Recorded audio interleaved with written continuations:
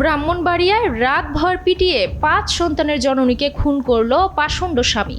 ব্রাহ্মণবাড়িয়ার সরাইলে শেখ তানিয়া নামে 5 সন্তানের জননী এক গৃহবধূকে পিটিয়ে হত্যার অভিযোগ পাওয়া গেছে পাষণ্ড স্বামীর বিরুদ্ধে। 250-টিরও বেশি ডিজাইন অপশন নিয়ে ওয়ালটন স্মার্ট ফ্রিজ, বোঝে আপনার প্রয়োজন।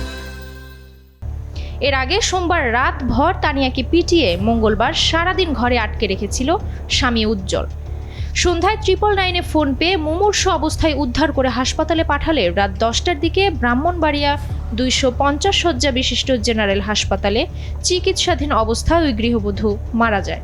নিহত তানিয়া উপজেলার কালীকচ্ছ ইউনিয়নের মনিরবাগ গ্রামের বাসিন্দা।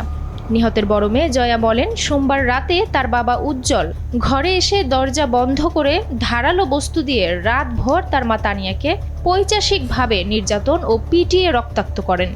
এ সময় ছেলেমেয়েরা বাধা দিতে এলে তাদেরকেও মারধর করে। মঙ্গলবার সারাদিন তানিয়াকে ঘরে বন্দি করে রাখে।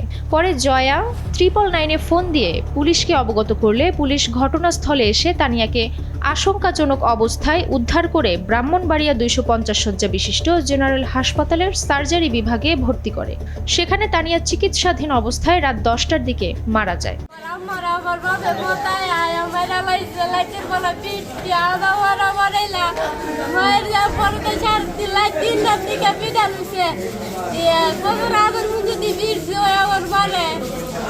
সারাদিন একটা মানুষের পুলিশের নামার বাধা আমি হাসপাতালে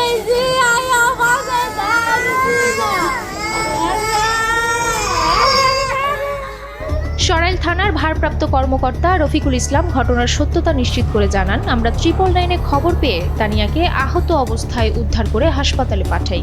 ঘটনাস্থলে পুলিশ পাঠানো হয়েছে। ঘাতক স্বামীকে আটক করতে পুলিশের অভিযান চলছে। এই ঘটনায় আইনগত ব্যবস্থা প্রক্রিয়াধীন। এসিটিভি ডিজিটাল।